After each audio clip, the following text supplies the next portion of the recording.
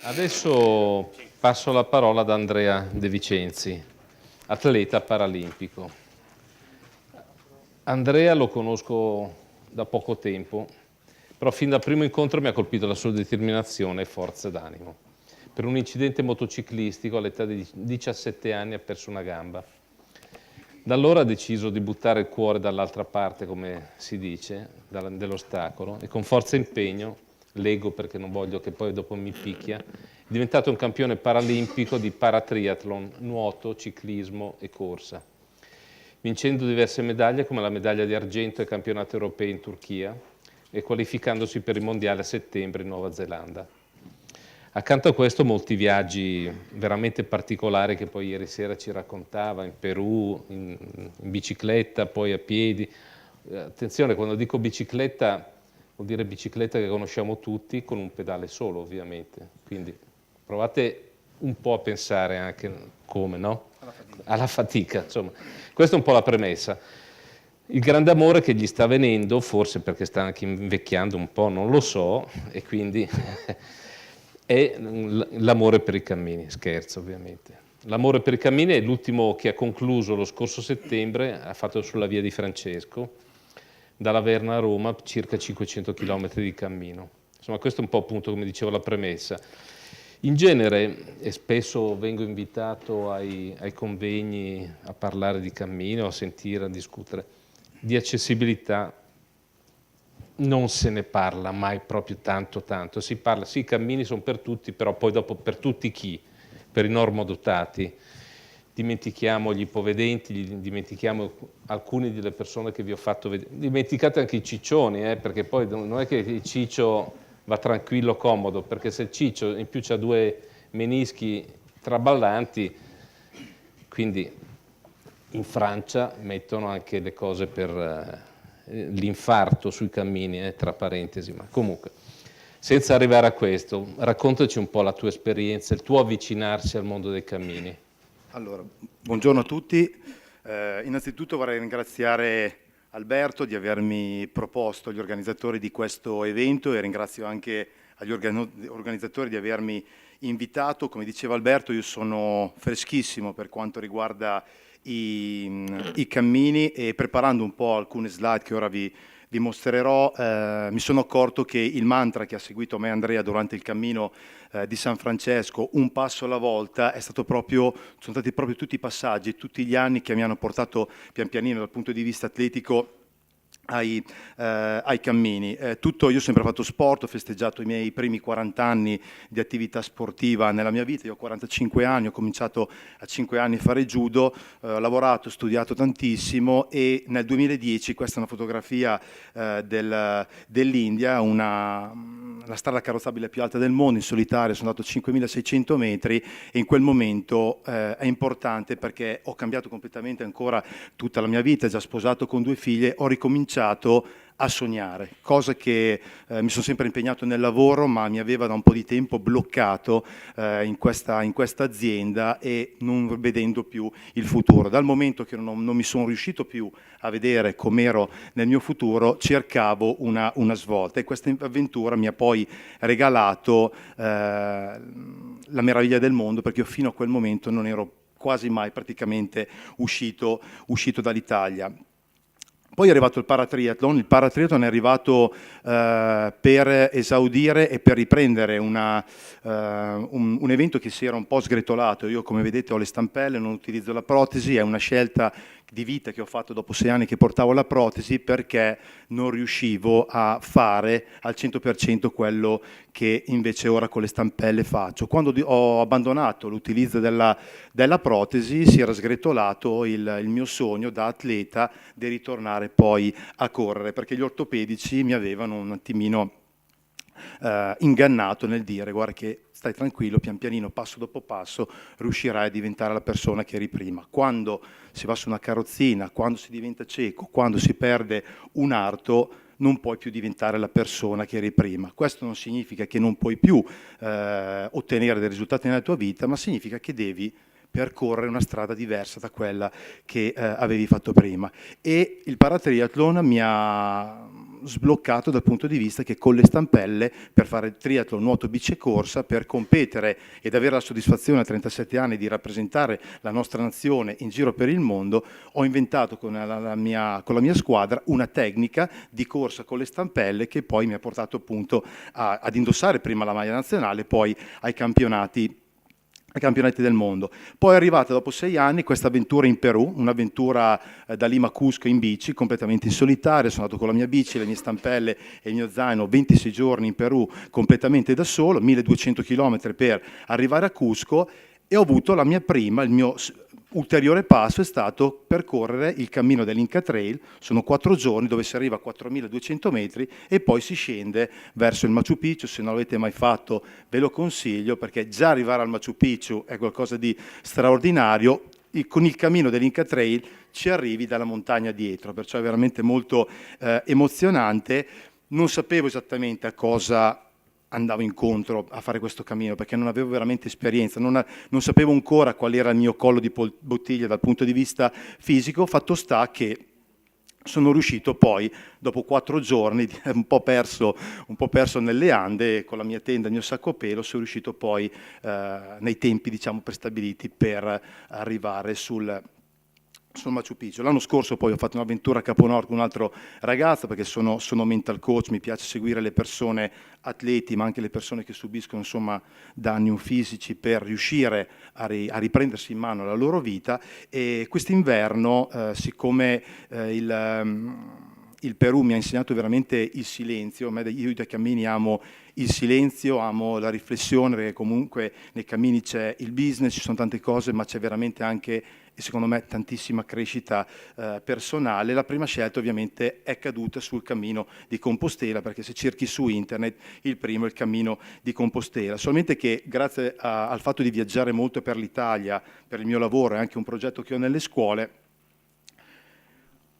ho iniziato a conoscere anche luoghi dell'Italia che non sono tanto conosciuti, e lo sapete benissimo, abbiamo un paese che è straordinario sotto tutti i punti di vista. Ho viaggiato il mondo tantissimo in questi 10 anni e vi posso garantire che in Italia abbiamo delle caratteristiche architettoniche, culturali, di cibo, eccetera, che ci invidiano in tutto il mondo. Siamo noi che purtroppo, io non capisco come mai non ce ne stiamo rendendo conto. Se dovessimo veramente investire un po' di più su quello che abbiamo sotto i piedi, quello che abbiamo davanti a noi, secondo me vivremmo tutti tranquillamente di turismo. Perciò mi sono un attimino informato e la mia scelta è caduta poi sul Cammino di San Francesco. Perché di San Francesco? Perché, curiosando un po' nella brochure, ho trovato queste 6 caratteristiche che imparare a distinguere tra superfluo e necessario, scoprire il silenzio, valorizzare l'incontro. Un mio obiettivo di questo cammino era proprio quello di ascoltare le persone che mi raccontavano le loro storie, cose che quando sono in bici non posso ovviamente fare. Accettare gli imprevisti. Pensate che 3 giorni prima della partenza del cammino, io sono sempre abituato a complicarmi la vita prima di partire. Quando sono andato in Perù, dovevamo essere in 2, a 25 giorni dalla partenza, il mio compagno ha detto no, non vengo, non me la sento, è troppo impegnativo, perciò sono partito da solo. A 3 giorni dalla partenza del Cammino di San Francesco hanno diagnosticato una gravissima malattia al mio amico, insomma, un altro mio compagno di viaggio, perciò mi sono visto partire un'altra volta da solo. Accettare gli imprevisti, appunto, e è una metafora di vita. Io viaggio e pratico questa attività come metafora di vita, e soprattutto quello di non correre, che è stato il primo elemento che mi ha portato a staccarmi per necessità e per il mio bisogno alla bici per quest'anno. Perciò siamo partiti da Laverna. Con me c'era Andrea Baglio, c'era Andrea Baglio che ha documentato poi con foto e video tutto il viaggio. Infatti chiuderemo anche con un filmato. Sono stati 10 mesi di preparazione molto dura, ho camminato per circa 1500 km con una gamba e 2 stampelle per preparare questo cammino, e ne ho fatti altri 500 in 22 giorni e avevo un'aspettativa molto alta perché sapevo che alla Verna avrei avuto alle 7:30 qui nella chiesa il battesimo, insomma, del pellegrino, e la funzione sinceramente non mi è assolutamente piaciuta, durata circa 15 secondi, l'ho trovata veramente molto, molto fredda, e io ero anche lì per ricevere veramente calore, entusiasmo per il cammino, ma questo non mi è venuto, solamente che sono preparato per i miei viaggi e io l'ho interpretato come un secondo imprevisto di questo cammino, ma non è stato l'unico. Questo è Andrea Baglio, siamo partiti poi per questi 500 km, sono accadute delle magie. Io sono abituato a fare i miei viaggi organizzando il meno possibile, perché quando non hai tutto programmato si incastrano appunto tutte queste magie. Dal punto di vista dell'ospitalità, dal punto di vista della mia disabilità, siamo pressoché a zero. Secondo me c'è da partire proprio con un lavoro alla base. Capisco anche, visto che frequento la disabilità da 28 anni, che esistono veramente centinaia di migliaia di tipi di disabilità. Utilizziamo il mantra che abbiamo utilizzato noi durante il cammino: facciamo un passo alla volta, cerchiamo di cominciare ad aiutare, a supportare le persone con disabilità tipo la mia, anche se gente che va con le stampelle per i cammini non ce ne saranno poi tantissime. Con la carrozzina è un po' più complicato. È stato un cammino faticoso, ci sono stati momenti dove c'era quasi la voglia di mollare. Questo poi è stato il mio collo di bottiglia, perché quando anche ad altre persone riescono, delle imprese, anche organizzare questi eventi, dietro significa che c'è un lavoro veramente molto importante. Ora devo andare da uno specialista della mano, perché purtroppo la pressione delle manopole mi ha fatto perdere quasi completamente l'utilizzo del mignolo. Queste sono qui a Gubbio. Poi c'è stato il testimonio. Confermo il fatto che ricevere testimonium è qualcosa di veramente incredibile, al di là di come ti viene dato, è proprio una cosa che ti costruisci nella tua mente, un'aspettativa molto alta. Tra l'altro ce l'ho anche dentro allo zaino, però bisogna veramente dare valore a questi momenti di spiritualità, momenti di pace, momenti di silenzio, di solitudine, ma anche di condivisione. 2 secondi di cartellonistica. Qui eravamo a Rieti, bellissimo, stessi cartelli completamente scomantiti durante il cammino, perciò lì vai un attimino a... Allora uno dice: no, Piede, sono grigi perché è un riflesso della luce. No, erano veramente e completamente grigi. Poi il cammino è stato anche ovviamente divertimento. Questa era una foto che avevo in testa da tempo, ero a 1 centimetro da San Pietro, e poi questo ha determinato insomma l'arrivo di questa avventura complessa, emozionante, che penso che mi abbia veramente legato in modo molto importante ai cammini, e abbandonando in parte un po' la bici. Grazie.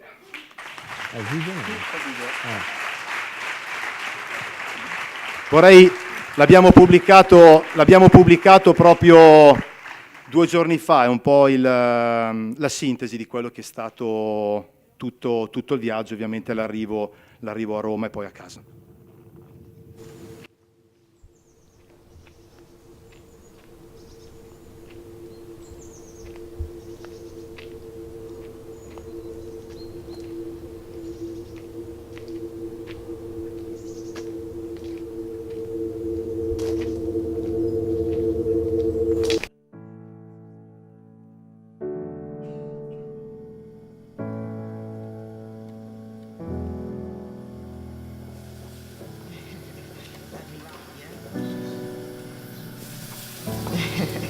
Arrivati,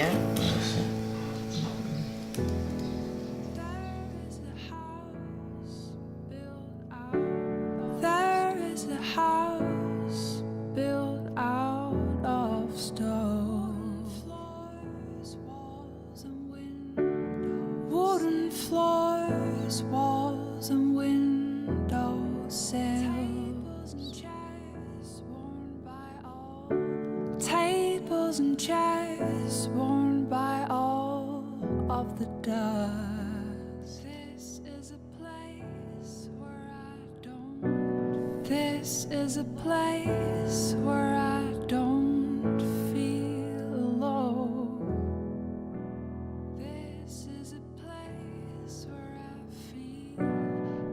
This is a place where I feel at home. Papa Francesco. Ho letto un passo di Papa Francesco. La mia miseria, e ve lo leggo. La mia miseria e la tua misericordia. Un passo dopo l'altro ritorno alla tua gioia. Un cammino non dritto percorro ormai da tempo. Fatica e confusione abbacchiano il mio cuore. Eccomi alla tua porta e lì davanti a me le tue ferite curano le mie. Mi mostra un abbraccio, una benedizione.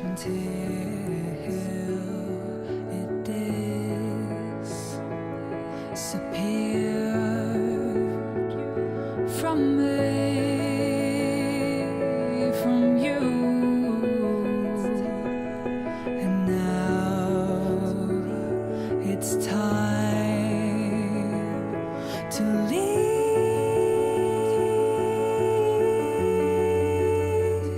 and turn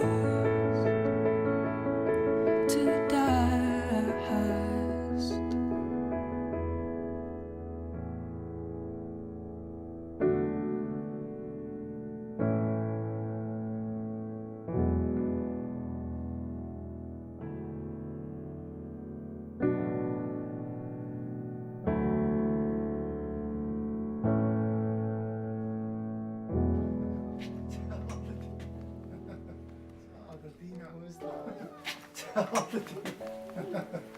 Ciao Tatina, come stai? Guardami. Questo perfetto. Venga! Ciao, Tatina.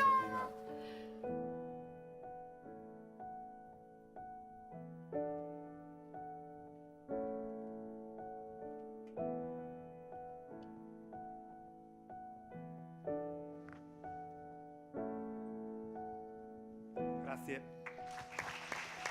Tourism Call to Action, 7 incontri formativi per la crescita turistica della destinazione Sardegna. Iscriviti su www.aeroportodiolbia.it.